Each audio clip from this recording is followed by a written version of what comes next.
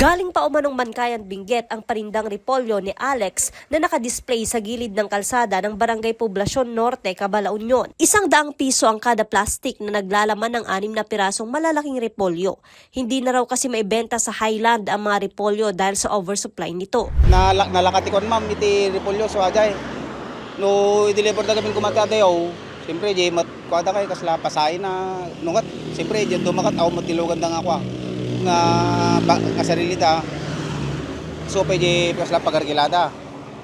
Oversupply ba? Oversupply mo. Kaya nagrega mati ko sir.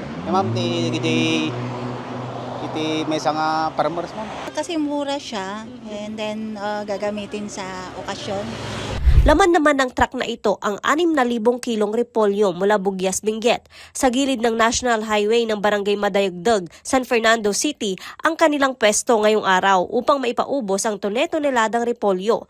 May nauna na ring bumaba na truck, laman naman ang 4,000 kilong repolyo. Ang bawat kilo ng repolyo, binibenta ng ₱10 upang may balik lamang ang puhunan ng mga magsasaka. May diskarte mi dito mo lamit ani anda nga maunay nga malakuan ya. Ako po oversupply. So da kami nga farmer madam. Awan magkiditi kami jay kasla kahit milang nga ibalik po nan tada ikastami man nga grogi man. Ipinost online ang schedule ng pagbaba ng truck na repolyo kaya naabangan ng mga mamimili sa La Union. Ang iba naman na ispatan lamang ang bentahan ng murang repolyo kaya dinayo. 10 kilos ma'am. Yes ma'am. Bakit dami niyo pong binili? Ma'am kasi kailangan po ng sa bahay eh. Tsaka yung sa mga kasi yung dito yung mga extra na yan para sa pet ko ma'am. Gustong-gusto niya. Yung aso ko gusto niya. Oo, inalaga ko lang ma'am. Sinamantala niyo na mura? Opo, kasi dito raw yung yung location niya kaya pinuntan ko ma'am. Yung asawa ko sana pumunta dito pero ako na lang yung pumunta kasi mas mabilis may tricycle. Opo.